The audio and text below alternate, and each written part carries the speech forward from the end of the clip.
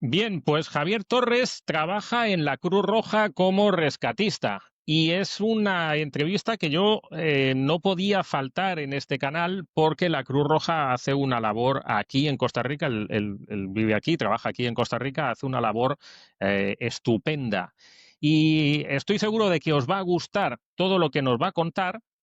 Y a mí me va a gustar también, porque sí que es verdad que he hecho yo creo que saldrá a lo largo de la entrevista, he hecho algunas veces, he ayudado, he colaborado un poquito con la Cruz Roja en búsquedas en buceo hace muchos años, pero vaya, no fue muy fuerte. Sí tenía un amigo aquí, lo estábamos comentando antes, que de vez en cuando pues venían, yo les dejaba algunos tanques, alguna vez fui yo a buscar alguna persona fallecida y algunas cosas, pero nunca he sabido nada bien de ellos y mucho menos en el ámbito terrestre, que también me interesa mucho y que él nos va a contar un poco, porque aquí es todo muy tupido, todo muy enmarañado para ir a hacer búsqueda. Y yo siempre me he preguntado cómo debe de ser lo que tengan que hacer para poder llegar a ellos. Pero esta es una entrevista a él, no a mí. Así que lo primero, Javier Torres, que nos cuentes un poquito cómo inicias en este mundo de la Cruz Roja, de rescate, cómo entras, tal, qué haces, y luego, pues si te parece, empezamos a que nos empieces a contar sobre las zonas remotas. Lo primero que a mí más me interesa, cómo es un rescate en una zona remota, las camillas, las parihuelas, cuánto necesitáis para sacarlos, y ahí te iré tirando de la lengua. Ok. Bueno, un saludo a los seguidores. Em, yo entré a la Cruz Roja ya viejo, ¿verdad? Yo entré a la Cruz Roja porque la Cruz Roja tiene un sistema ahí de juventud y todo, y va formando a la gente. Yo entré viejo, digamos. Entré en el 2003, por ahí, 2002, 2003, como voluntario. En la parte de lo que se llama cazar, ¿verdad? Que significa, pues, K de canino y Search and Rescue, ¿verdad? Entonces, la parte de perros de búsqueda. A mí siempre me han gustado los perros y he tenido y presentaba perros en exposiciones de belleza y todo eso. Entonces, pues se dio que coincidió el trabajo que tenía en ese momento, pues me dejaba tiempo y entonces ingresé a la Cruz Roja por medio de la unidad canina. Ahí me di cuenta que, bueno, que la preparación de los perros había que complementarla con capacitación, ¿verdad? Personal, en el ámbito de búsqueda y rescate, en estructuras colapsadas. Entonces, eh, empezamos a llevar cursos de este tipo, aún siendo voluntario, cursos de búsqueda y rescate en estructuras colapsadas, como les decía, y eso también lleva un complemento de lo que es cuerdas, ¿verdad? Rescate, que el rescate con cuerdas es como la base de todos los rescates, ¿verdad? Todo tiene que ver con nudos y poleas y cosas de ese tipo. Entonces, por ahí fue que empezamos a ingresar en este ámbito del rescate. Ahí estuve algunos años en la unidad canina. Estando ahí, salió unos puestos ahí en la Cruz Roja como rescatistas y pues yo tenía algún conocimiento, había hecho algunos cursos de cartografía y GPS y cosas así para, mm, para saber, ¿verdad? Sobre todo, de todo tipo de disciplinas y posibles escenarios. Entonces, mandé el currículum y bueno, pues me contrataron. Entonces, después de estarlo haciendo, pues gratis, ¿verdad? De voluntario, pues ve, y me contratan. Y yo siempre he dicho que es el mejor trabajo del mundo porque te pagan por hacer algo que te gusta, que lo disfrutas, que lo hacías pues en los tiempos libres. Entonces, creo que eso fue una de las partes que giraron mi vida, ¿verdad? Y pues le he dedicado ahí hasta ahora ya tengo 58 años, ya más bien estamos pensando en, en ir saliendo de esto, pero también dejar un legado, ¿verdad? Ir tratando siempre de compartir el conocimiento con la gente que viene detrás de nosotros, que vienen ingresando. Así es, así es. Eso es justo lo que yo intento en este canal, que todas las personas que ya, bueno, pues tienen unas cuantas canas encima, que ya empezamos a añorar que lo que sabemos y lo que conocemos de alguna manera pues quede. Entonces, bueno, mínimamente espero que este canal consiga eso, consiga, por un lado, que todo lo que has hecho pues no se pierda y por otro lado que la gente entienda toda esa labor que hay por detrás que, que es difícil porque mira, yo doy cursos acá en Costa Rica de temas de supervivencia y tal. De hecho, mañana tenemos un congreso para los que bueno, no, porque ya los que nos oís ya sabrá. Mañana tenemos un congreso de supervivencia y preparacionismo en Survival Skills. Si te quieres venir, estás completamente invitado. Y sería un honor tenerte allá. Vamos a estar en la tienda de ropa táctica en Lindora y vamos a estar allí 8 horas. Entonces, yo siempre he dado cursos y lo que siempre decimos en supervivencia es que nosotros practicamos supervivencia deportiva, es decir, que no te pongas en riesgo porque el gran problema es que muchos vienen a lo mejor a tus cursos creyendo, no, voy con Arturo, el Rambo, el español, que tiene una cinta y el cuchillo, y claro, luego se van a hacer el loco a la montaña y luego es Javier el que tiene que ir a rescatarlos con sus amigos y a ponerse en riesgo. Y ahí es donde quiero que nos cuentes, porque Costa Rica es un sitio donde hacen senderismo, pero no es senderismo. Es decir, aquí no se puede hacer senderismo porque el país no lo da. De hecho, es uno de los grandes lo que atrae a la gente, que es muy salvaje. Entonces, ¿cómo es cuando alguien se pierde en la montaña, según ellos, haciendo senderismo, con unas zapatillas del Decathlon, que ya han abierto aquí el Decathlon ahora, y con un celular y con una camiseta muy bonita de colorines, y luego llegan los profesionales a rescatarle como tú? ¿Cómo es todo eso? ¿Cómo es, si por ejemplo se rompe un pie y tenéis que sacarle con una camilla? ¿Cuántas personas tienen que estar ahí en la camilla? ¿Cómo es todo eso? Sí, sí, muy importante ese tema. Porque nosotros decimos que nosotros sabemos a qué hora entramos a la montaña, pero no podemos tener ninguna certeza de la hora en que salimos. Por lo que acabas de mencionar, puede ser, se resbala, se tropieza, se luxa un tobillo y listo.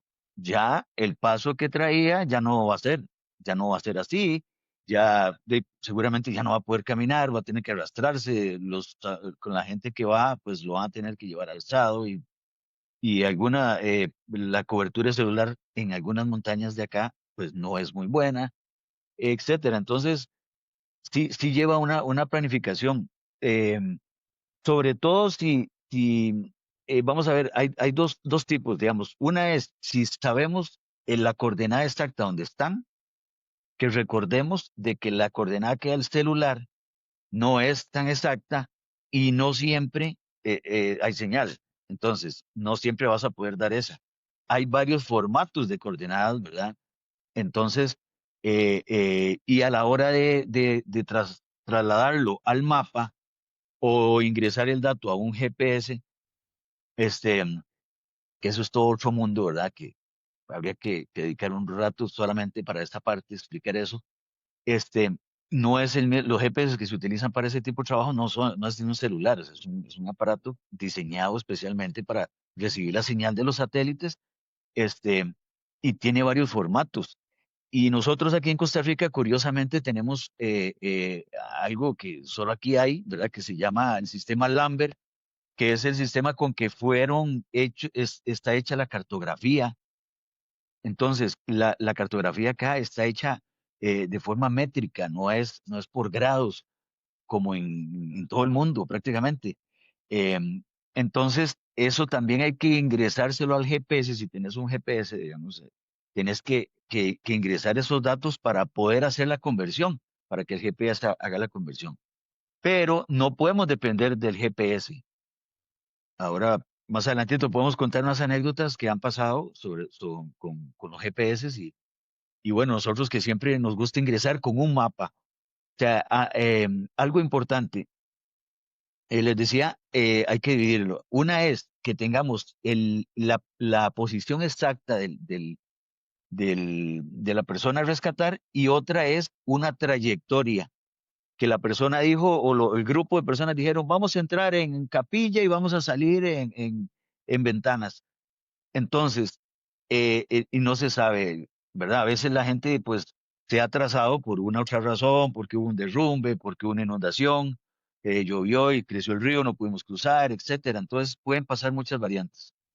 Entonces, a la hora de empezar la búsqueda hay que planificar. Por lo menos yo ahorita, el último que hice fue en el 2021, que fue buscando un muchacho de nacionalidad francesa, no sé si te acordaste de las noticias, que fue como en diciembre, eso fue en diciembre, que él quedó ahí por el Chirripó, ahí en el Cerro de la Muerte. Y porque yo ahorita me dedico más a la parte de rescate urbano, ¿verdad? La parte de rescate en el Comité Metropolitano y pues vemos más cuerdas y rescate de restricación vehicular, etcétera. Pero bueno, esa vez me pidieron colaboración porque parece que la gente que ingresó se fueron por la señal del GPS. O sea, es muy sencillo meterle la coordenada al GPS, pero ¿qué hace el GPS? Te tira una línea recta, ¿verdad? No es como vos pones el Waze y él sí te va dando por las calles, pero en la montaña no. Y lo que hace es tirarte una línea recta, pero esa línea recta jamás te vas a llegar así, porque te vas a encontrar acantilados, te vas a encontrar montañas, te vas a encontrar una infinidad de variantes. Entonces siempre es importante planificarla. Por ejemplo, esta, que teníamos el dato exacto. De hecho, el muchacho tenía una suscripción a Garmin y, y, y, y ellos tienen una aplicación en varios modelos de GPS y pueden mensajear. O sea, ellos por la señal que recibe el satélite, ellos pueden mandar mensajes de texto. Entonces él le mandó a la plataforma, le dijo, estoy perdido, estoy mal, tengo una lesión. Entonces ellos le dijeron, quédese ahí, no se mueva, vamos a activar la unidad de rescate del país donde estás y te vamos a mandar la ayuda.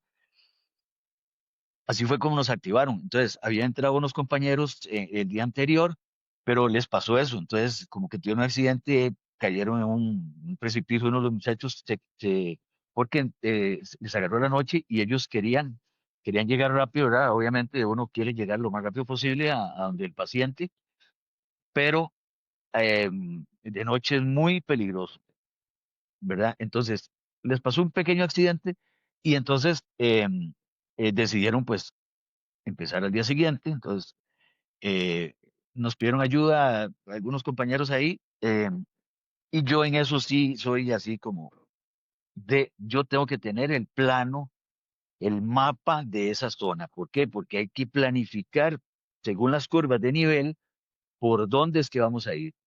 No es nada más llegar y agarrar y tirar el azimut, ¿verdad? Tirar el punto y irse uno caminando ahí a atravesar lo que haya. Eso son las películas. Y entonces, así fue, o sea, eso se hace así. Cuando es una búsqueda de unas personas donde lo único que tenemos es el lugar de entrada y un posible lugar de salida, entonces ahí es donde sí hay una planificación todavía un poco más elaborada, porque entonces se van a dividir varias patrullas a tratar de interceptar, por ejemplo, un río.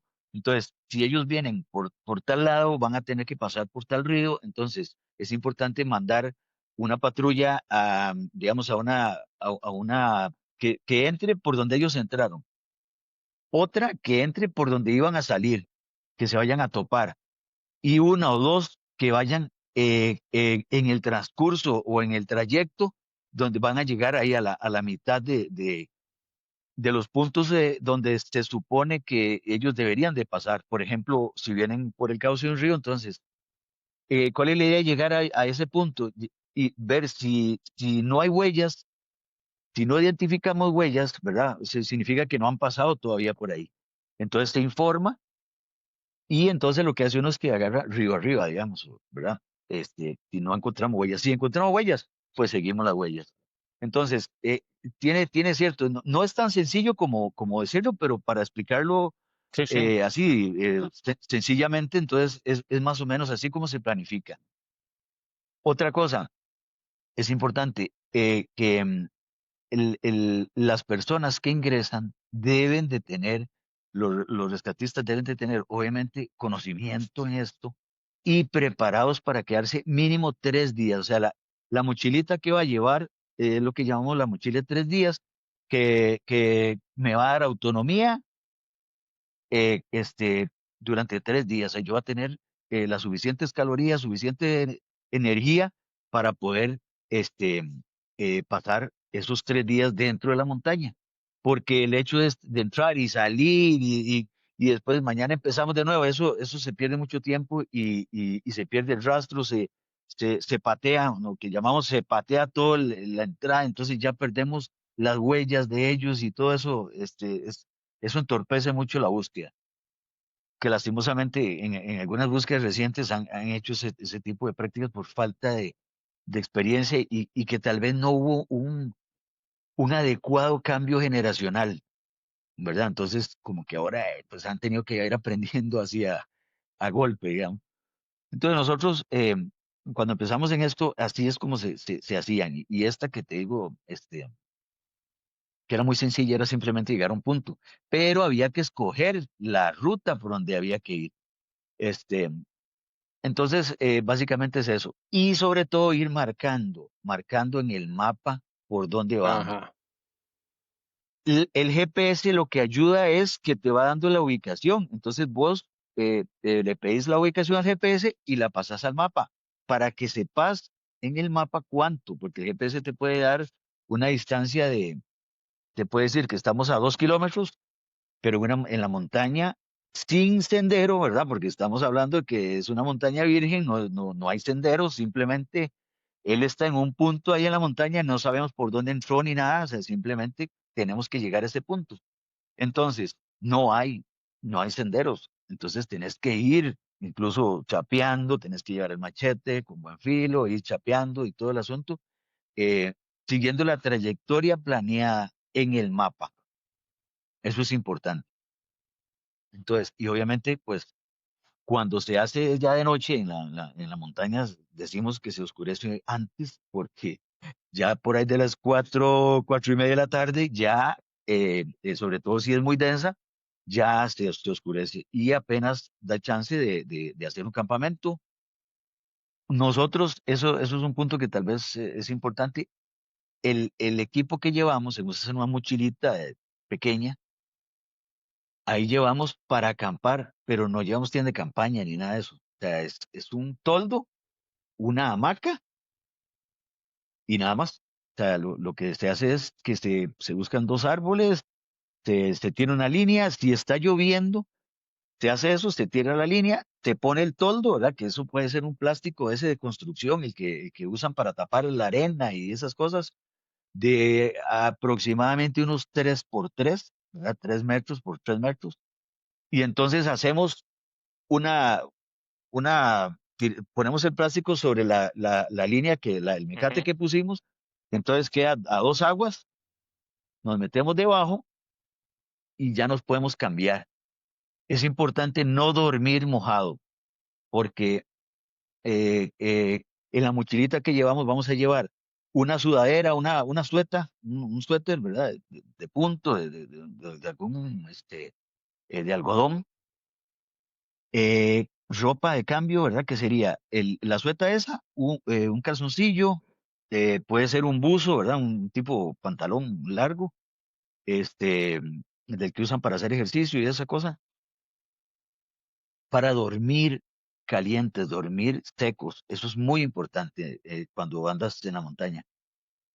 Y toda esa ropa va en bolsitas, en bolsas Ziploc, bolsas plásticas, ojalá individuales, por si se te rompiera, pasas por una estaca y se te rompe el salveque y te punza, solamente se va a mojar una prenda, no, si todo va dentro de una bolsa, se va a mojar todo. Entonces, para evitar eso, metemos el calzoncillo en una, las medias en otra bolsita, eh, el pantalón en otra bolsa, la sueta en otra. Entonces, así evitamos de que si tenemos un accidente de ese tipo, pues solamente se nos va a mojar una de las prendas. Em, Hago hincapié que es importante dormir seco, ¿verdad? Porque si no desgasta demasiado. O sea, el cuerpo tratando de calentarse y todo eso desgasta mucho. Entonces, eh, vas a tener un desgaste extra ya de por sí del esfuerzo que vienes haciendo, y entonces ya empezamos a tener problemas, no pensamos bien, ya las decisiones son erróneas y todo ese tipo de cosas. Entonces, eso es importante. Entonces, ya debajo del toldo nos cambiamos, ponemos la hamaca, ya nos podemos tentar en la hamaca con la ropa seca y ahí podemos prender la cocinita o comernos lo que llevamos, que generalmente se lleva una cocinita, esas de gas y se calienta agua, se lleva un recipiente para hacer agua y echar una pasta o algo que se haga fácil, que se haga rápido, ¿verdad? Como ese tipo de ramen y esas cosas que venden de comida china. Y a algunos nos gusta llevar alguna salsa de este tipo, salsa a la boloñesa, cosas así. Entonces le echa uno, en vez del polvillo que viene en la, en el ramen, ¿verdad? Que es un polvillo ahí. Y no sé, yo prefiero como comer bien, no comer solo así, sino que pues disfrutarlo un poco más. Y incluso hasta el olor de la salsita esa, pues le da un mayor atractivo, ¿verdad? A la comida. Entonces, le decía que esa parte es muy importante. ¿Por qué? Porque al día siguiente nos quitamos esa ropa seca, la volvemos a meter en las bolsitas y nos ponemos la ropa mojada. La ropa de embarrialada y la ropa mojada que veníamos, esa nos la volvemos a poner para, para siempre tener esa parte porque no sabemos cuándo vamos a salir, ¿verdad? Importante eso. Em, y así, y entonces uno, pues llegamos una vez que llegamos, siempre es, pues yo acostumbro llevar unas barritas, unos chocolates y cosas así, porque eso da mucha energía, eso da mucha caloría. Entonces, cuando llegamos a donde el paciente, si, bueno, pues obviamente está vivo y generalmente no está muy bien hidratados o así, entonces eso les ayuda muchísimo, ¿verdad? La parte de las calorías y eso, les ayuda muchísimo. No sé cómo vamos por ahí, si vamos. Yo estoy alucinando, o sea, este vídeo tiene que verlo todo el mundo. Voy a ver cómo consigo, porque este vídeo tiene que verlo todo el mundo que hace senderismo para que se enteren de lo que hacéis y de lo que representa. Quiero, porque nos ven muchos de España, también, porque bueno, yo soy español, lo que llevo 20 años aquí ya viviendo, y comentarles un poco a los de allá para que lo sepan, porque a ellos les puede llamar la atención. Aquí en Costa Rica, como bien nos está comentando Javier, lo común es dormir en hamaca. Las tiendas de campaña en el suelo, sobre todo temas de serpientes, pero vaya, serpientes, hormigas, humedad, todo. Es decir, además no hay espacio para ponerlo, es todo caído, hay piedras, o sea, no tiene ningún sentido. Entonces, a mí me llamó mucho la atención la primera vez que llegué aquí. Pues me fui al río San Juan a pescar una semana y allí estuve con una mochila, o sea, con una hamaca y se duerme fantástico. Hay gente que le cuesta. Yo, la verdad, dormí fantástico. Tienes que aislarte por la parte de abajo porque te entra todo el frío, aunque tengas una ropa enorme, por debajo te entra todo el frío. Pero es genial, porque tú agarras tu hamaca, la cuelgas de árbol a árbol, como dice Javier, un toldito por encima, que ellos están muy acostumbrados a los negros estos que se compran en la ferretería, sí, si no, uno de 3x3 que te compras en cualquier lado, y vaya, pues a veces te cae un poquito de agua que te baja por la cuerdecita y truquitos, pero se duerme fantástico, alejado de animales, etcétera. Y otra cosa que a lo mejor no entendéis los de Europa es que el terreno aquí es, bueno, digo de Europa, de España. No sé si también nos verán de otros países, ¿no? Pero aquí el terreno es lo que él cuenta del machete, es que es agreste hasta otro nivel. ¿Qué es lo que le llama la atención a los europeos cuando vienen aquí? Que España está ya, no hay nada salvaje, no puedes entrar en ningún sitio donde no haya entrado alguien. Pero aquí hay sitios que Carlos, o sea, Javier habrá entrado, que igual no ha entrado nadie, porque ha ido por un camino, y a lo mejor no ha pasado nadie en años, porque son sitios que no hay ni vacas, ni cabras, ni nada. Y es salvaje, o sea, es lo que vemos en las películas, que falta nada más que Tarzán con la liana cruzando por allí. Pues Correcto, correcto. me ha gustado mucho lo de la ropa. Cuando has empezado a hablar de algodón, digo, ay Dios, pero ¿cómo va a ser que llevan algodón cuando se mojan? Y ya luego ha sido lo que comentabas de la noche, muy interesante, yo creo, para la gente. Pues hasta ahora va muy bien. Cuéntanos qué ocurre cuando llegas allá. En fin, sigue tú.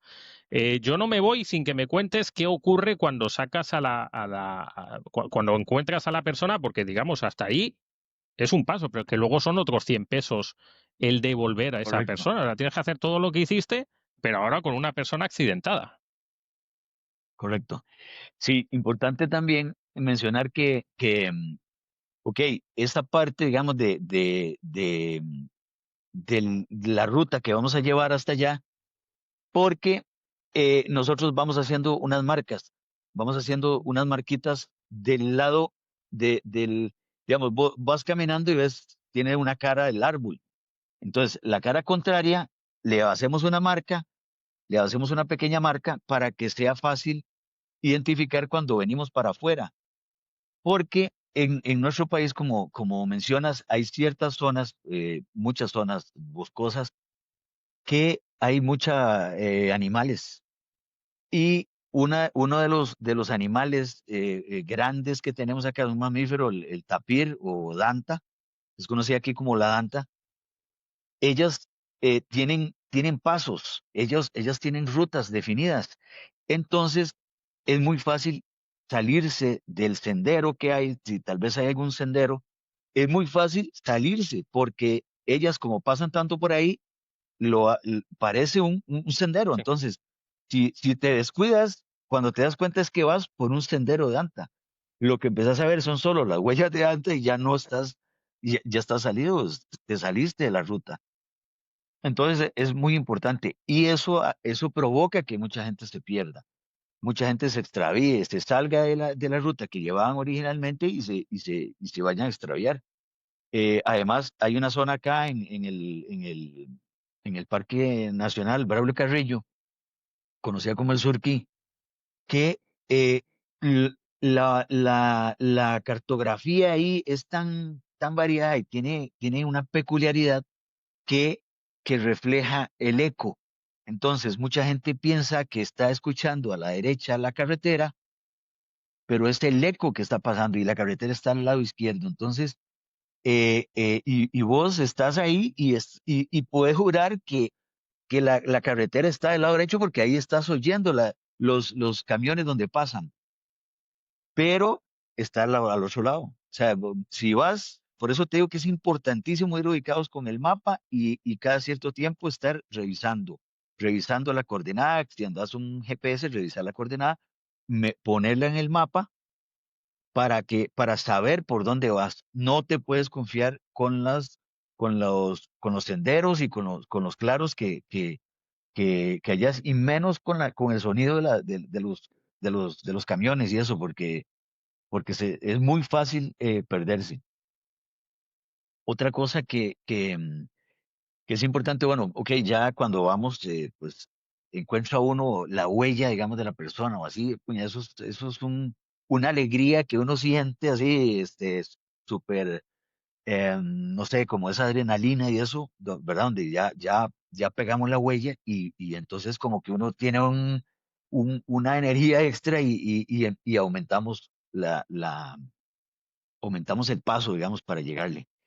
Y como decías, cuando encontramos a la persona, bueno, pues obviamente se evalúa, ¿verdad? Nosotros pues, tenemos experiencia en eso porque trabajamos atendiendo personas, atendiendo pacientes. Entonces, se hace una evaluación, se hace una entrevista, ¿verdad? ¿Qué fue lo que le pasó?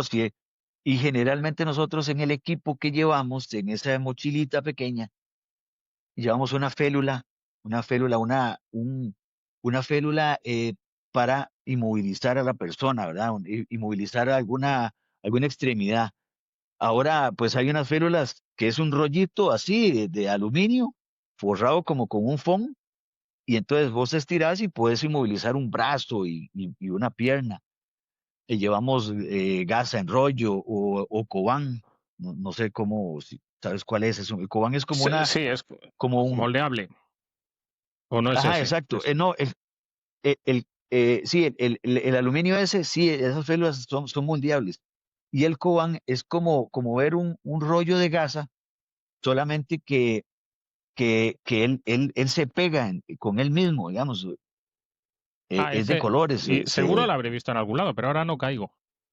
Sí, sí, seguramente, ahora tal vez lástima, no traje, no tenía que decir esto, como fue saliendo ahí la conversación, ¿verdad?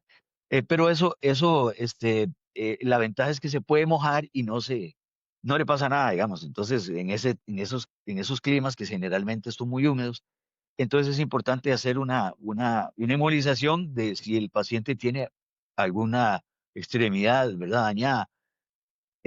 Si no hemos improvisado con algunas ramas de cierto tamaño que ayude a mantener rígida la extremidad, porque eso es importante.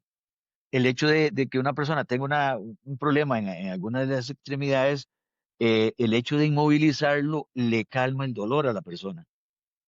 Entonces, es importante. A veces hemos tenido que utilizar una rama, se le quitan las ramillas, las hojas y todo el asunto, y se trata de ponerle alguna misma prenda, puede ser una prenda, puede ser algo, gorro o algo, como para que le suavice un poco más y no sea la rama, el palillo, pues directamente con la piel, y movilizarlo.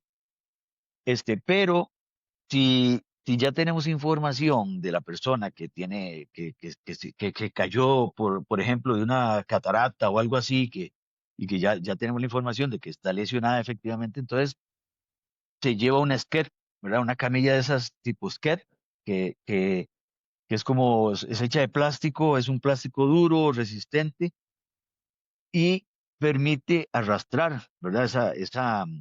Depende del formato, porque ella también tiene un formato que es para ser izada a nivel horizontal.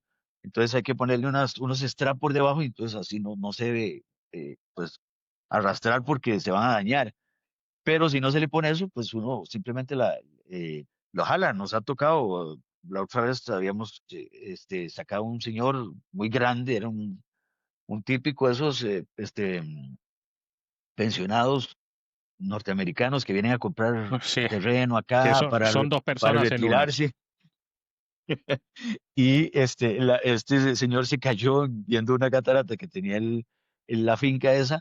Pues se cayó y tuvimos que ir a sacarlo, y ingresamos de noche, por cierto, que no es muy recomendable, pero bueno, ingresamos de noche. De hecho, a mí fueron a recogerme a la casa a las 9 de la noche, y montar en el avión, porque eso era allá en Palmar Norte. Entonces, un avión de Fuerza Pública nos llevó allá, y ahí estaba una unidad de la Cruz Roja, nos llevó al lugar, y ahora sí, entré ahí a la montaña. Pero digamos que es fácil, o tiene menos riesgo cuando uno ya ha tenido cierta experiencia, ¿verdad? No es recomendable seguir caminando de noche. O sea, si andas haciendo senderismo y todo, y que ya se va a hacer oscuro y que mañana entro al trabajo y que tengo que salir hoy, no. Es mejor quedarse ahí, porque podemos cometer errores, podemos salirnos del sendero, podemos tomar más bien hacia dentro de la montaña en vez de estar saliendo, y entonces es mejor esperarse al día siguiente. Ok, entonces, así rápidamente, sí llevamos ya la skate, ¿verdad? Que es como una mochila. Esa se enrolla y es como una mochila, y nos permite llevar de forma segura al paciente. Cuando lo metemos en la skate, se cierra, y tiene unos aditivos, hay unos accesorios para arrastrar si es que no llevamos suficiente gente. Ujú. Mínimo serían 4 personas para trasladar a una persona, pero como vos decís, a veces hay gente que es demasiado grande o muy pesada, y entonces necesitamos un poco más para irnos rotando, ¿verdad? Vamos, qué sé yo, 4 y 2 van ahí descansando, llevando las otras mochilitas, y después cambiamos y todo el asunto, ¿verdad? Porque a veces los trayectos son de varias horas. Eh, no me ha tocado improvisar una camilla, no me ha tocado improvisar una camilla. Em, una vez lo hicimos como una práctica con la cinta tubular de 1 pulgada. Ujú. Habíamos hecho un trenzado, digamos, se pone los dos troncos, no muy gruesos, ¿verdad? Pero sí resistentes, y un trenzado, se hace un trenzado que permite que el paciente pues no se caiga, pero em, no es muy cómodo para la persona, ¿verdad? Porque no tiene un suficiente superficie de contacto, sino que es una Sí. cinta tubular de 1 pulgada, cada cierto, entonces no es, perdón, no es muy cómodo para la persona y para el paciente. Entonces siempre es importante pues llevar, em, si ya sabemos eso, si ya sabemos que está lesionado, si hay que llevar, o sea, si vas a entrar, vas a llevar un skate, yo tengo más de 20 años de experiencia en esto, y esa camilla me parece formidable porque se adapta a todo tipo de personas, a todo tipo de cuerpos, a todo, y es muy versátil.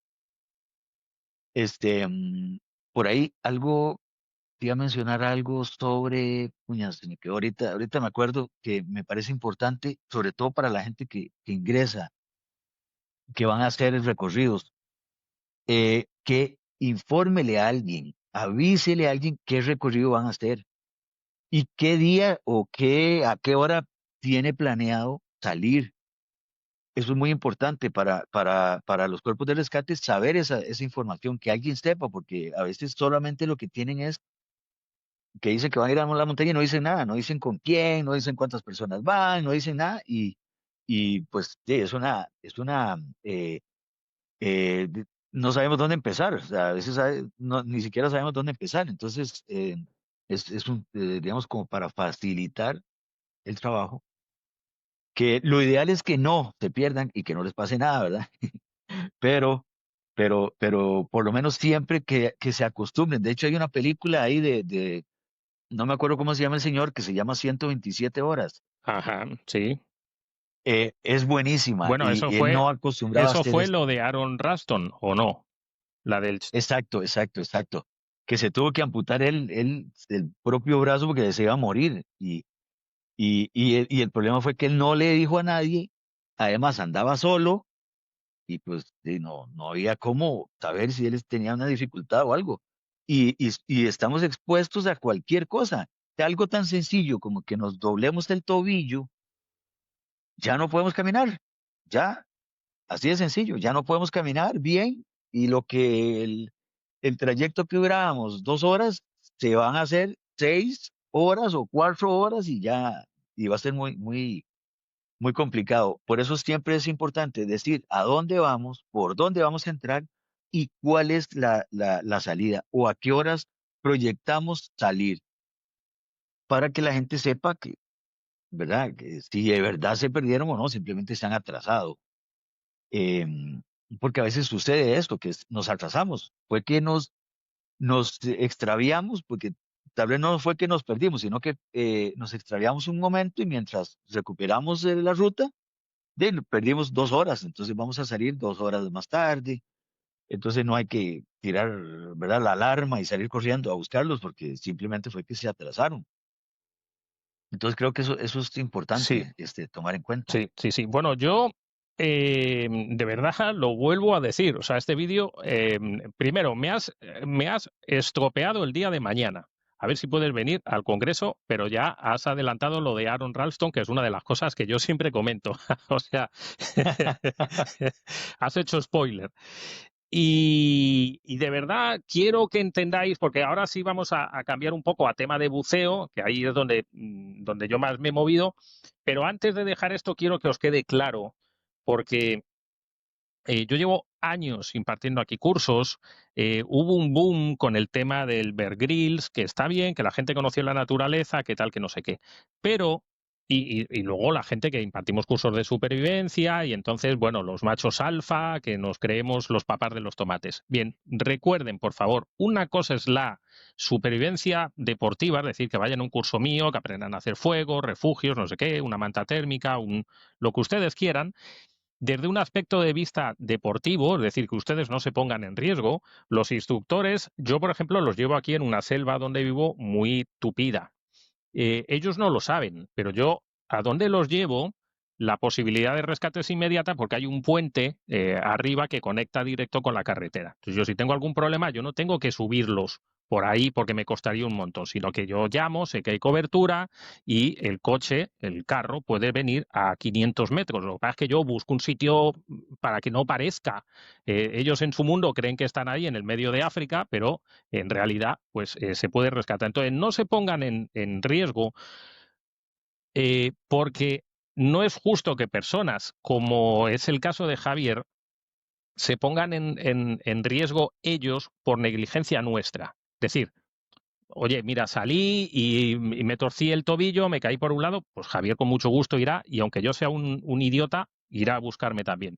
Pero lo que no podemos hacer es jugar a creernos, vamos aquí a jugar de no sé qué, a jugar con cuchillitos, a hacer el idiota y entonces me hago un corte no sé qué y entonces es Javier el que se tiene que jugar la vida o Javier o quien sea, el dinero que genera eso, el estrés, es decir, un montón de aspectos y al final que a lo mejor hasta mueres en el asunto porque hay muchas muertes en Costa Rica y muchos accidentes en Costa Rica que desconozco el motivo, pero casi no se les da. O sea, en España, cuando yo era joven, era muy común, no sé si en el telediario del domingo, pues hoy pasó tal cosa, 5 tíos se perdieron en la montaña, no sé qué tal. Aquí deberían de decirlo. O sea, que la gente que sale a hacer senderismo el domingo en el telediario dijeran, este fin de semana se han muerto 2, pero solo cuentan los casos más llamativos, los más espectaculares, cuando les han hecho las entrevistas a la Cruz Roja y quedaron, cuanto más llamativo y más sangre, mejor. Pero si la gente le contara la realidad, es decir, este año se han muerto tantos. Como en España se decía antes, murieron en la carretera este fin de semana 25 personas para intentar bajar los accidentes. Porque, como han visto, no estamos hablando de una tontería. O sea, estamos hablando de grupos de personas que se juegan la vida o que cuando menos tienen que pasar unas penurias durante 2 días, 3 días, en fin. Entonces, tengamos la cabeza fría de lo que hacemos, nos gusta la naturaleza, queremos jugar a Rambos, jugamos y si nos ponemos pañuelos y todo lo que ustedes quieran y cuchillos en la boca, pero sin hacer el loco. Y ahora entramos que me cuentes lo de buceo, porque vaya, yo me dediqué muchos años a buceo, en algún momento formé a la unidad de Punta Arenas y algunos de San José, de bomberos, y ahí sí, he estado muchos, muchos años en buceo, pero pero vaya, yo he ido a hacer una búsqueda en toda mi vida. Me llamaron para hacer una búsqueda en Guanacaste. Yo sí les prestaba tanques, colaboraba con ellos en los sistemas de búsqueda y tal, y eso sí. Y bueno, tengo mucha formación en buceo, de comunicaciones subacuáticas y tal, y me tocaba formarlos. Pero mira, fui a hacer una búsqueda para que vea la gente lo que es. Yo soy instructor de buceo, profesional, recreativo, máster scuba diver, no sé cuántas cosas por PADI. Tengo 200.000 titulaciones. Yo fui a hacer una búsqueda en mi vida. Me fui a Guanacaste, un chaval que haciendo surf o algo así falleció y querían buscar el cadáver. Me fui con un chaval con el que yo estudié en el INA y cuando fui allí fue un desastre. O sea, la madre me abrazó, por favor, encuentre usted a mi hijo, lo habrás vivido como es todo aquello. Después de eso, no apareció, era imposible, no sabían ni dónde había estado y tal, pero fue desagradable, fue una situación incómoda del hecho de intentar ayudar a la mujer, de saber que no la ibas a ayudar, porque el chaval que sabía algo decía por allá, en el mar te decía por allá. O sea, oiga, yo me tiraba al fondo con mi amigo para nada, o sea, caíamos y decíamos, vamos a caer para que nos vean que caemos, porque ¿qué vas a encontrar? Si además no se veía nada. Entonces, Correcto. siempre me ha llamado la atención cómo manejáis el tema de acuático. En fin, que me cuentes un poco, porque estoy ahí un poco desconectado. Sí te digo que yo los formaba en comunicaciones, cómo deben de actuar, cómo se habla con intercomunicadores, con Full Face Mask, cómo arrastrar a gente por arriba, pero no tengo experiencia buscando debajo del agua a personas. Correcto. Bueno, no, esa formación, digamos, esa parte de que me tocó hacer varias búsquedas así, lo que llamamos en aguas oscuras.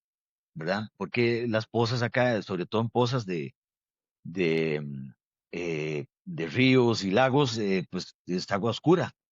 A veces no te ves ni la mano, o sea, te pones la mano así, no te la ves.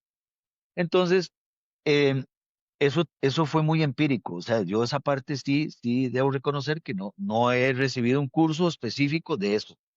Lo que pasa es que como pues a uno le gusta esto y me he formado en otras disciplinas, entonces como que eso le ayuda a uno un poco a usar un poco la lógica, ¿verdad? O el sentido común, aunque dicen que el sentido común es el menos común de los sentidos, pero entonces aplicamos ciertas cosas que aprendimos en otras disciplinas. Entonces, sí llevé varios cursos de buceo, digamos, del Advance y Ujú. el Rescue y estos, ¿verdad? Que también dan cierta formación en eso, pero no específicamente para eso. En un principio, pues de eso, como vos decís, o sea, la familia, ya te sentís comprometido, o sea, imagínate uno llegar con el uniforme de la Cruz Roja, que creen que es Superman el que llegó, y que te digan, ¿verdad? Que se metió ahí en la poza y esto y lo otro. Entonces, hay que tomar ciertas decisiones, porque digamos, una de las reglas del buceo es que siempre tienes que bucear en pareja, y que siempre con las patas de rana y que todo el asunto. Pero hay ciertos lugares en que vos tenés que tomar decisiones diferentes.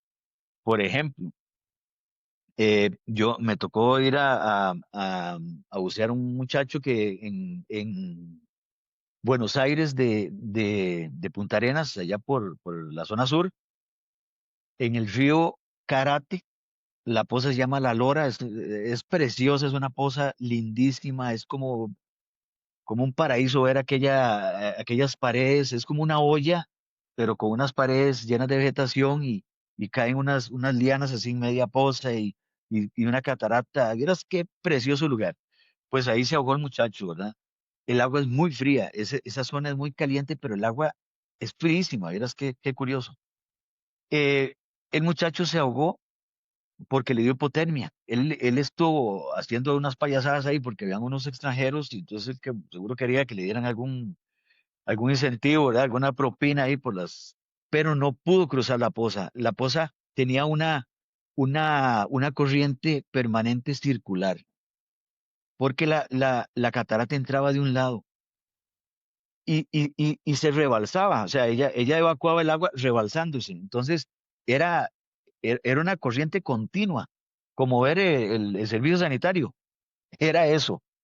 Entonces, él no pudo salirse, porque estuvo mucho rato guindando de unas lianas y entró en hipotermia hasta que sí, ya no pudo y se sumergió y se ahogó. Entonces, nosotros llegamos al día siguiente, eh, tuvimos que caminar varios kilómetros dentro de la montaña, llevando el equipo de buceo y las plomadas y todo, ¿verdad? Cuando llegamos al lugar, uno de mis compañeros que estuvo conmigo se llama Alfredo Jiménez. Él ahora ya es buzo profesional, industrial, ¿verdad? Él incluso creo que fue a España donde fue a titularse como buzo industrial bueno, en ese momento, entonces estábamos comentando qué vamos a hacer, ¿verdad? Siempre se hace una planificación del ejercicio que vamos a hacer. Eso es algo que yo pues, siempre lo hago, o sea, cualquier cosa que vamos a hacer hay que planificar, no es nada más llegar y no, vamos a hacer qué hacemos, el plan B, plan C, todo, ¿verdad? Y bueno, como vimos esa corriente, pues yo quise ponerme más plomada de la que uno pues utiliza normalmente, ¿verdad? Uno para tener una flotabilidad neutra. Pero yo dije, no, aquí el toque es como ponerse más plomo para irse al fondo, porque la corriente te va a llevar. Entonces, con más plomo vamos a llegar como un cangrejo y que pegarnos al fondo y para hacer la búsqueda. Y así fue, yo ingresé primero y sí, yo llegué y tuve que agarrarme una piedra porque la corriente continua que tenía era muy importante. Cuando llegó mi compañero, él es un poquito más grueso que yo y todo, y seguramente tenía más flotabilidad, y vieras que él se agarró una piedra y la corriente lo empezó a levantar y levantar con todo y piedra, y se lo llevó. Entonces, fue puña, habíamos planeado llegar al fondo y arrastrarnos, pero en ese momento él se va, y yo ¿qué hago? O sea, me voy detrás de él, me suelto detrás de él, pero entonces ahí es donde uno guarda la calma y uno dice, bueno, la botella de aire está llena, entonces él pues va a tener su rato ahí, unos 20 minutos por lo menos, 20 40 minutos de aire, mientras yo veo a ver qué planifico, entonces me quedo calmado, ya veo y aprovecho y empiezo. Hay una parte que hay una cueva, entonces me voy arrastrando, agarrado de las piedras, e ingreso a la cueva, porque yo creí que él ya había entrado a la cueva, o sea, que la corriente se lo había metido ahí. No, además busqué a la persona, al muchacho que andábamos buscando y no. Entonces yo dije, no, aquí salgo porque no sé si voy a tener que llamar a San José a que me manden cuerdas y cosas porque ya va a ser diferente, ¿verdad? La búsqueda.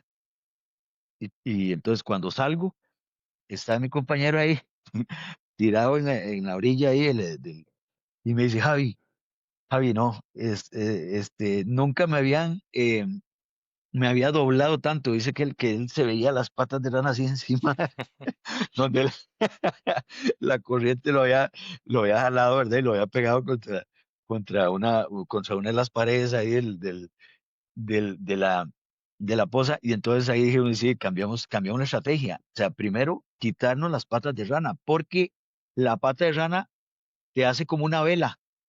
Lo que hace es elevarte más bien. O sea, por más que quieras estar pegado al fondo, te eleva, te eleva los pies y te tira hacia arriba. Y plomo. Fuimos a traer más plomo al carro que estaba como a 2 kilómetros de ahí. Em, y entonces sí, nos llenamos de plomo y pum, ¿verdad? Caímos y pum, como un balín, pum, para el fondo. Inmediatamente vimos, estaba en el puro centro de la poza el muchacho, tenía la posición de estar agarrado y él se quedó lastimosamente así, le dio hipotermia y se quedó en esa posición y ahí estaba. Entonces, simplemente pues agarrarlo, amarrarlo con una cintita tubular, y pues de ya sacarlo, ¿verdad?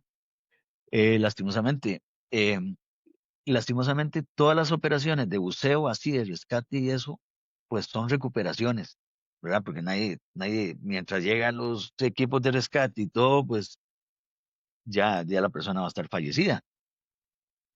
Algo importante, bueno, esa fue una muy buena experiencia, el hecho de ese de que, no, pero, o sea, ¿cómo vamos a estar sin patas de rana? ¿Cómo nos vamos? Sí, pero es que cambiaba todo el escenario, era totalmente diferente. Luego nos tocó otra vez por el lado de Turrialba ahí, era una poza larga, tenía un paredón, ¿verdad? Uno de los lados de la poza era un paredón, este, grandísimo, y la poza era totalmente agua oscura, o sea, no te veías la mano. Los compañeros estaban ahí, habían buceado el día anterior, estaban buscando a un muchacho, y lo que usaron fue un patrón de línea, tiraron una cuerda de lado a lado de la poza, y entonces iban dos, ¿verdad? Uno de cada lado de la línea, iban agarrando la cuerda del lado, digamos, el que iba del lado derecho de la cuerda, le iba con la mano derecha, y el otro compañero que iba del lado izquierdo iba agarrando la mano con la mano izquierda, y entonces iban peinando, lo que llamamos peinar la poza, ¿verdad? O sea, hacían todo el trayecto, luego se movía la cuerda 2 metros más y venían de vuelta y así. Esa vez que llegué al día siguiente, llega Alfredo y me dijo, usted y yo buceamos libre. Ellos están haciendo el patrón ese, y esa vez fue como una casualidad. Y es que yo también he tenido como suerte de eso, y eras que vacilón, porque esa vez el gerente de la Cruz Roja que estaba en ese momento me dice, Javi, usted nos puede ayudar, porque es que yo le tengo mucha fe a usted, siempre se encuentra muy rápido.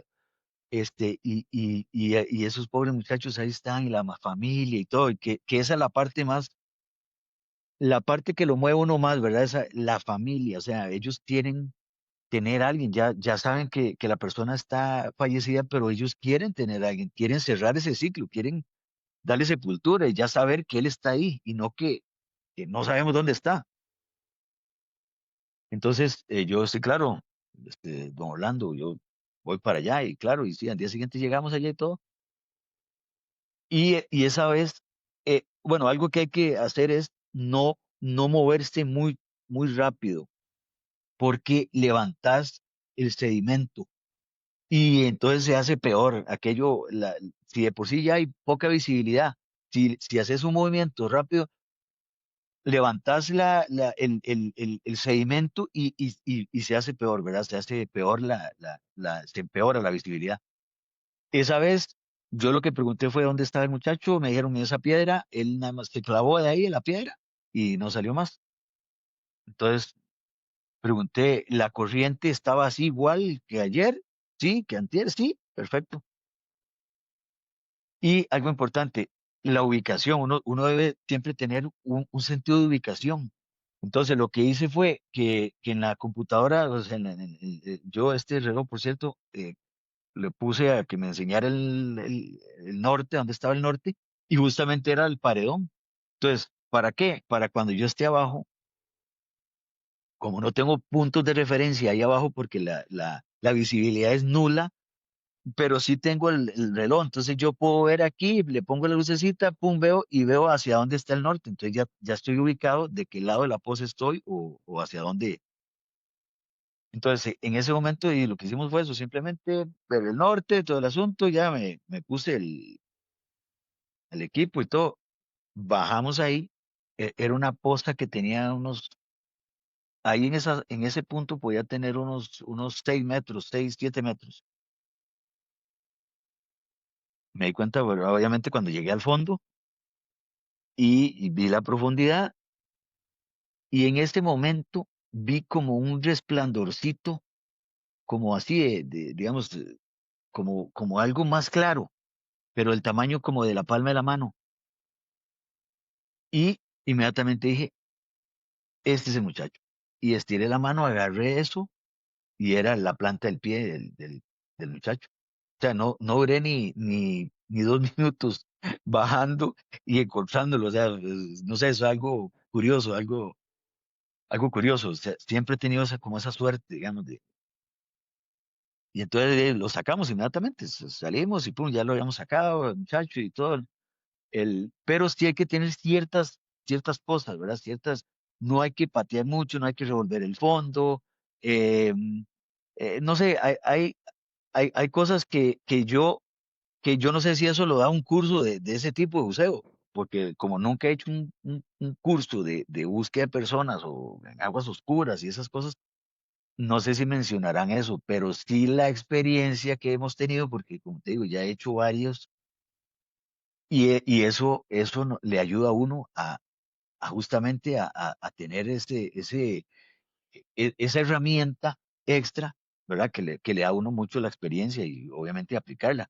Y por eso yo siempre, a mí me gusta contar esas cosas para la gente que viene, porque para que lo tome en cuenta. Ahí no vayan, no tengan, si les toca ir a hacer eso, pues que no vayan a ir a aprender así de mala forma. Así es, así es. Yo quería que nos contaras también lo del buceo, porque, vaya, primero porque me he dedicado a eso, porque me gusta, porque he estado en contacto con vosotros. Antes estábamos hablando de un compañero, no vamos a dar nombres, con el cual tengo mucha amistad, a ver si le consigo aquí hacer una entrevista también, que él también se dedicaba a Ujú. eso. En su época, si te acuerdas, él iba también a hacer búsqueda. Yo no sé si yo llegué a hacer alguna con él o algo en ríos, que efectivamente, como siempre dices, por desgracia son búsquedas. Y me llamaba Sí, mucho la atención porque yo siempre o sea, yo estudié un año en el INA. Soy técnico, soy no sé qué, soy tal. Y luego veo lo que hacéis vosotros o sea, yo fui a hacer una búsqueda, como te digo, y dije, ya, o sea, no hay más. No, me encantaría hacer esto, pero no es lo mío. He hecho trabajos profesionales, el último que hice en Laika, ya dije, digo, ya, yo más golpes en la cabeza y más palos y más cosas, no. O sea, imaginaros la labor que hacen, os lo dice alguien que se ha dedicado a esto durante muchos años y que hay que tenerlos muy grandes para meterse donde él dice que se ha metido. Una cosa es que tú seas instructor y te enseñen en una piscina o en el mar o no sé dónde, y otra cosa es lo que él dice. Muy diferente. Y quítate aletas y métete plomo directo y el estrés y el miedo de qué es lo que va a ocurrir. En fin, es complicado, es complicado. Y hay sitios donde no se ve nada. Entonces, No se ve nada. Algo importante, entre todo este tipo de formación que yo he tenido también, soy instructor de rescate en aguas rápidas, ¿verdad? Y es importante conocer el río, conocer la formación del río y cómo se comporta el agua. Eso es muy importante. Entonces, yo sé que el río, digamos, pasa la corriente del río, ¿verdad? Pasa ahí. El se llama laminales. La forma en que se mueve el río se llama laminales. Entonces, la laminal del centro y de arriba es la que viaja más rápido. Y ahí se van bajando los niveles y va avanzando menos rápido, ¿verdad? O sea, va disminuyendo la velocidad. Entonces yo sé que en el fondo del río es menos, es menos la fuerza que lleva el río, ¿verdad? Es menos. Obviamente, entre más profundo sea el río, mucho más lento va a ser como se mueve la parte del fondo. Entonces, todas esas cosas es importante saberlas. Por ejemplo, yo no me meto en un río amarrado.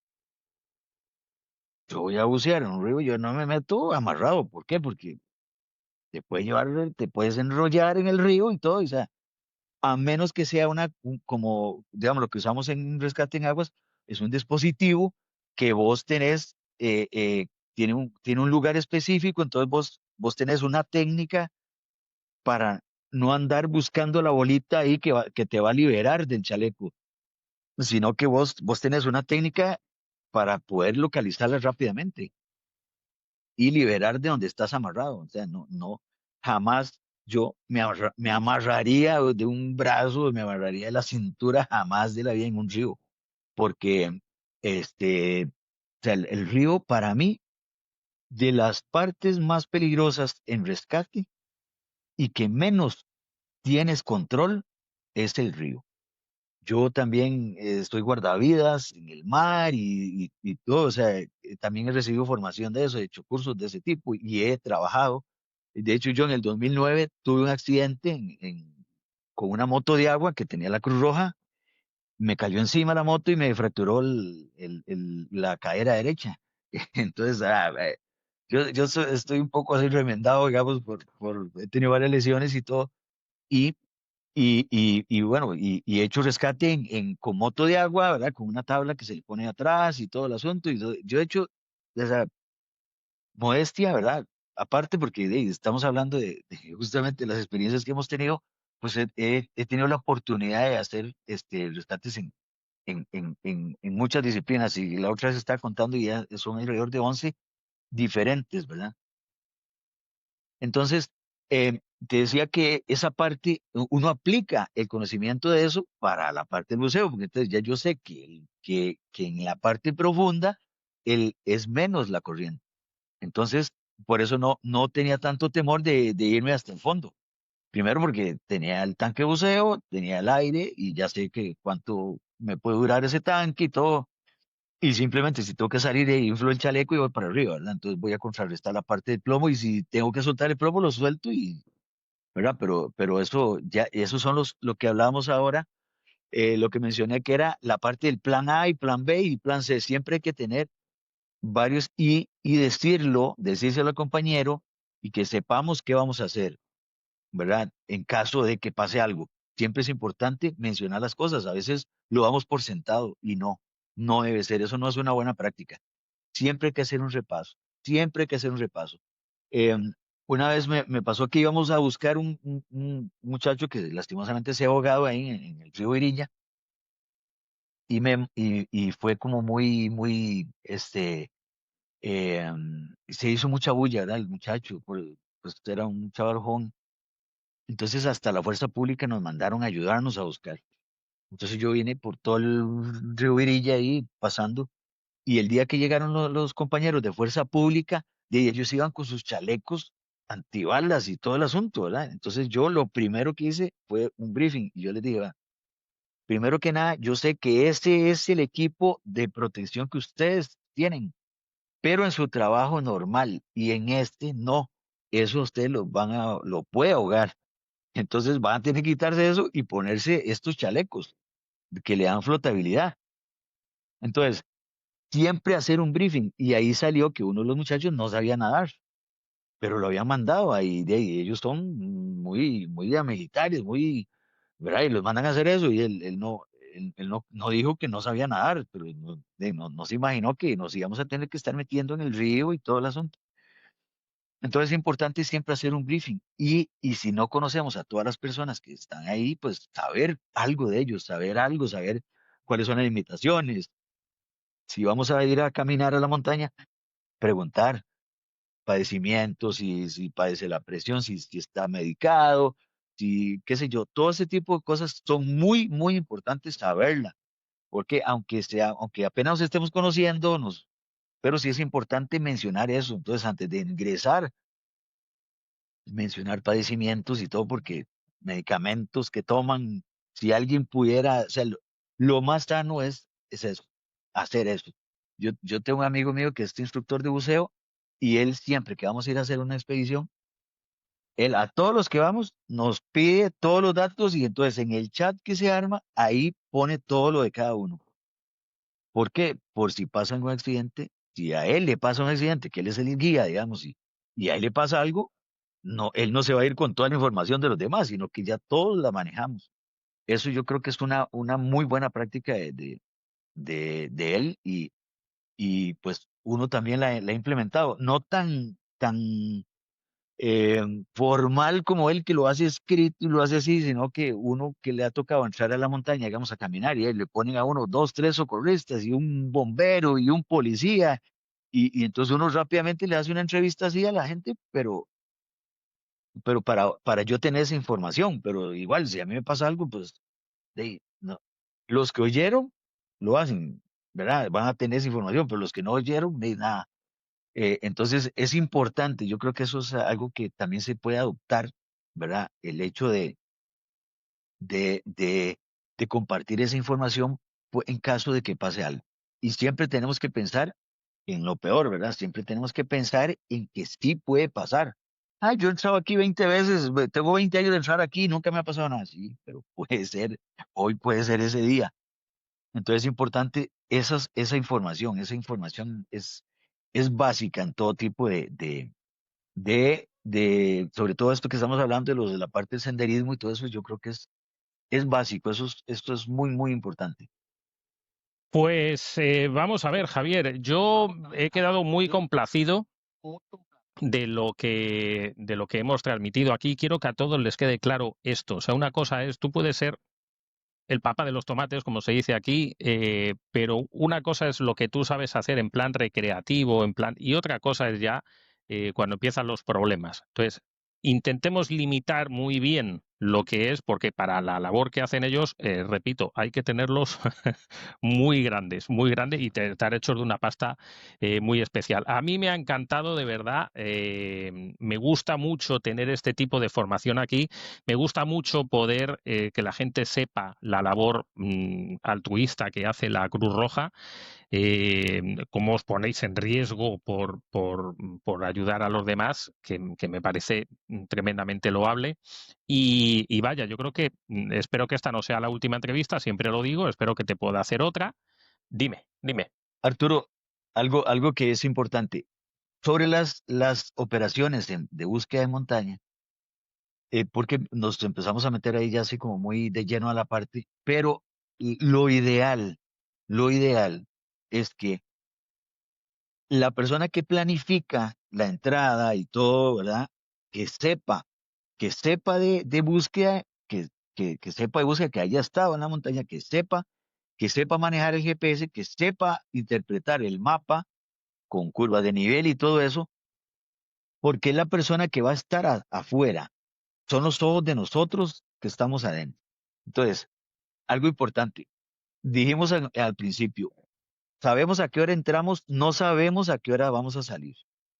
Entonces, ¿Cómo vamos a estarnos comunicando nosotros con la gente que está afuera? Por medio de radio, ¿verdad? Porque ahí no vamos a tener celular o va a ser muy, muy complicado. Eso en la parte ya de búsqueda y rescate. Entonces, como no sabemos cuánto vamos a durar, entonces lo ideal es que la patrulla, ¿verdad? Que así le llamamos al grupo de personas que entran, lleve varios radios. Pero bueno, si solo lleva un radio, no pasa nada.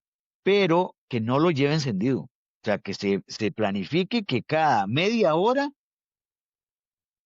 se va a prender el radio, se va a comunicar con la gente que está afuera, se va a dar la coordenada a la que llevamos en ese momento para que la persona que está afuera diga, van bien, van por la ruta que habíamos definido o no, eh, y por qué. Porque a veces nosotros planificamos una ruta, pero tenemos que cambiarla. ¿Y por qué? Porque puede haber un derrumbe, puede, qué sé yo, puede pasar cualquier cosa y entonces vamos a tener que cambiar la ruta. Pero nos vamos a comunicar cada media hora o cada hora, depende depende de la operación, y se apaga el radio. ¿Por qué? Porque no sabemos cuánto nos va a durar esa batería, que es la que vamos a utilizar para comunicarnos con las personas que están afuera, y en caso de una emergencia, de, va- no vamos a estar, ah, ya se me acabó la batería y no, ¿cómo hago para avisarle a ellos que estamos en dificultades? Entonces, eso es muy importante, que la persona que esté afuera, porque a mí me pasó una vez en una búsqueda que los guardaparques, porque andábamos buscando una avioneta que se había estrellado hace, no me acuerdo en qué año exactamente, en el volcán Irazú, y una pareja de, mm, de extranjeros en la avioneta y se estrellaron, y entonces hubo una parte que yo iba con uno de los guardaparques que tenía un apodo muy curioso, se llamaba Correcaminos. O sea, imagínate la velocidad con que el chaval nos llevaba ahí caminando ahí rapidísimo. Este, hubo un momento que había bajado mucho las nubes y entonces pues pierde uno orientación, ¿verdad? A la hora de que estábamos ahí metidos. Y entonces pues tuvimos una parte de que estuvimos extraviados. O sea, no sabíamos exactamente por dónde salir. Entonces, yo logré comunicarme con mi compañero que estaba afuera y le di la coordenada. Entonces él se fue al mapa, dijo, están en tal lado, y entonces me dio el azimut, ¿verdad? El azimut, este, qué azimut tomara, ¿verdad? El azimut, no sé si la gente sabe cuál es el azimut, es los grados a partir del norte, ¿verdad? Que hay que tomar. Entonces me dio el azimut y me dijo, ahí más o menos a unos 200 metros van a pasar un rito. Una vez que pasan el río, toman otro azimut y van a llegar a un camino. Y eso fue lo que hicimos. Y logramos salir todo el grupo, porque ya la gente empezaba, no, yo creo que estamos en la finca de fulano tal, esto es por aquí, no, mejor vámonos por acá. Y el otro, no, no, no. Entonces yo dije, no, no, suave, alto. O sea, iban policías, iban bomberos, iban todo. Yo, no, suave, alto. Entramos juntos, salimos juntos. Esperemos a ver que nos den el plan a seguir, pero no nos vamos a separar, todos juntos. O sea, a veces hay que tomar esa voz de mando y convencer a la gente que no nos separemos. O sea, andamos juntos y tenemos que salir juntos. Entonces logramos y ya al final salimos y incluso iba gente de prensa, iba un amigo ahí que antes estaba en Canal 6 y tuvimos que ayudarle a jalar la cámara porque era una camarota de esas de antes que eran unas cosas gigantescas y pesadísimas. Y ahora ya las camaritas son más pequeñas y más, ¿verdad? En aquel momento fue una cámara pesadísima y el pobre ya estaba cansado. Bueno, habíamos caminado muchas horas. Y ves, pero entonces es importante eso, tener a alguien que sepa afuera para resolver esas cosas que pueden suceder. Ah, bueno, le queríamos mencionar algo. La vez que estuvimos buscando al francés, hubo un momento en que éramos 6 los que entramos. De los 6, 4 llevaban GPS. 2 compañeros llevaban el GPS prendido y los otros lo llevaban apagado.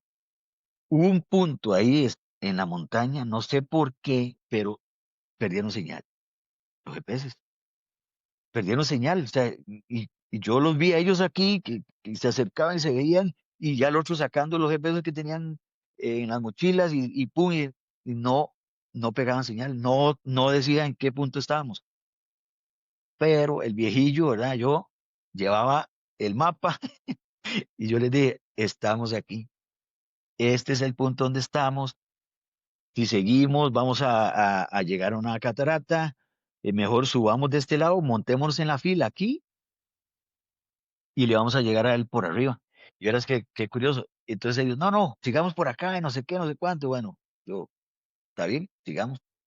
Y ya, empezó a llegar otra vez la señal y todo el asunto y ya, pero hubo un lapso ahí, no sé por qué, o sea, eso que está pendiente de preguntarle a alguien qué puede ser. Alguna gente dice que hay ciertas cosas magnéticas y no sé qué, pero bueno, y no era un cañón, digamos, que pierde la señal, que uno diga, es muy cerrado, no, era una zona abierta. Este, y el GPS nos decía, ya cuando habíamos llegado al punto ahí de una catarata, que ya no podíamos seguir avanzando, que estábamos a menos de 200 metros del punto. Sí, pero había una pared que no podíamos escalarla. Entonces tuvimos que devolvernos y tomar la ruta que habíamos dicho en un principio que tomáramos y llegamos a llegar. Y así fue como llegamos. De hecho, tengo un video de la llegada, ahí donde cuando llegamos ahí donde el muchacho, y ahí se ve lo cerrado que es la vegetación, como vos mencionabas. Es una selva, esto es una selva, virgen. Ahí nadie había pasado. Este, y bueno, y se llegó finalmente al punto, eh, ¿verdad? Requerido. Y algo importante, el plan inicial era llegar donde el muchacho y sacarlo, pero ya eran las 2 de la tarde, habíamos llegado ahí, habíamos salido desde las 4 de la mañana y a las 2 de la tarde le llegamos al muchacho, pero él tenía 3 días de no tomar agua. La mochila de él era una mochila grande de 60 litros, no sé cuánto, y él llevaba mucha comida deshidratada. Como es europeo, el francés, y ahí perdón, en esas zonas ustedes tienen es muy rico en ese tipo de cosas de montañismo y todas esas cosas. Entonces él traía un montón de comida, pero deshidratada, y ahí donde estaba no tenía agua, entonces no podía alimentarse. Entonces, bueno, eh, él estaba muy deshidratado, entonces tuvimos que ponerle suero. Nosotros llevábamos suerito, le pegamos una vía, le pasamos medio litro de suero, ya para hidratarlo un poco y ya, y lo que caminó fue media hora y ya no pudo caminar más. Y entonces le pusimos en la otra parte el suerito y todo, y ya se recuperó un poco y ya seguimos. Y algo que cambiamos el plan fue que eh, cuando íbamos para allá, habíamos visto bueno, pasamos por un campamento de cazadores furtivos, lastimosamente, ¿verdad? Porque es un parque nacional y no debería haber cazadores ahí, pero encontramos un campamento y entonces yo les dije a los muchachos, no, vamos a devolvernos y vamos a dormir en el campamento ese. Y mañana ya le vamos a dar de comer a él y todo, y ya mañana, ya que él esté recuperado, salimos. Entonces se avisa allá afuera, ¿verdad? Que vamos a quedarnos y no, pero el plan inicial es este, y no. O sea, los que deciden eso son los que estamos adentro. Y él no iba a caminar eso, o sea, imagínate que habíamos entrado a las 4 de la mañana, llegamos a las 2 de la tarde y era hacia abajo. Ahora imagínate llevarlo a él así como, o sea, no se podía. Y no íbamos a dejar tampoco la mochila a él ahí botada y todo el asunto. Entonces, y porque no era, vamos a ver, hay que valorar el estado del paciente. No todos son iguales y no todos hay que salir corriendo con el paciente para afuera ni nada. Entonces, se valora él, se ve que lo que está es deshidratado y falto de alimento y todo. Entonces, nos fuimos ahí al campamento ese, le hicimos, oiga, hasta empanadas. Hicimos unas empanadas y eras el francés comiendo empanadas con frijoles molidos que llevaba un compañero ahí. Hicimos unas empanadas con una harina que encontramos ahí en el campamento ese. Había una bolsa con harina. Entonces, hicimos unas empanadas y eras encantadísimo comiendo empanadas ahí de frijoles. Verás qué bonita experiencia esa con el muchacho. Y al día siguiente ingresó otra patrulla y nos ayuda a llevar la carga, la mochila de él y ya le alivianamos el peso y todo. Entonces, ya al día siguiente lo sacamos a él. Él salió por sus propios medios, ¿verdad? Caminando. acompañándolo, íbamos al paso de él, pero dichosamente, pues exitoso, ¿verdad?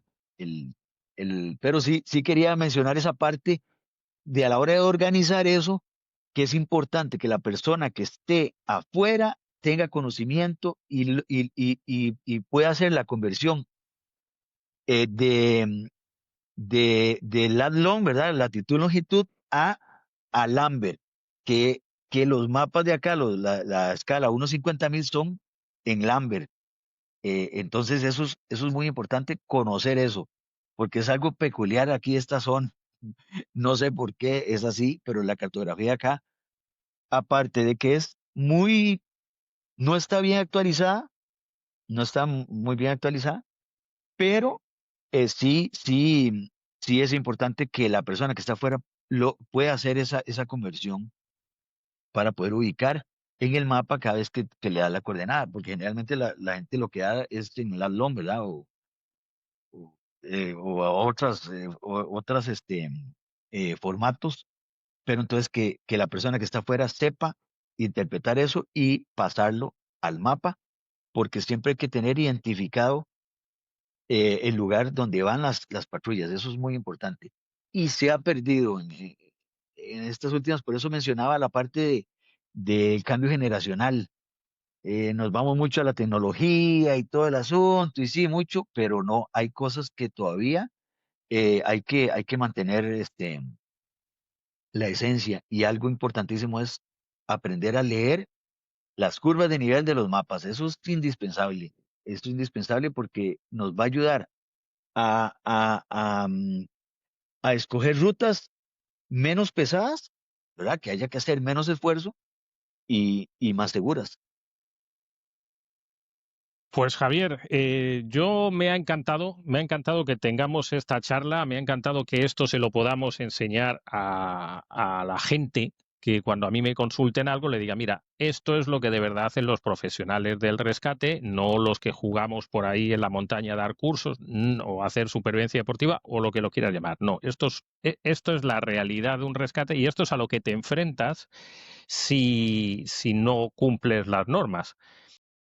Pero sí es importante todo ese tipo de recomendaciones. Yo creo que es lo más sano y siempre hacer un plan y tratar de llevar el plan. Si hay que cambiarlo, pues hacer algo colegiado, algo entre todo el grupo, definir qué se va a hacer, ¿verdad? Para lograr llevar a buen puerto el disfrute de la montaña y el disfrute del paseo que habíamos planeado.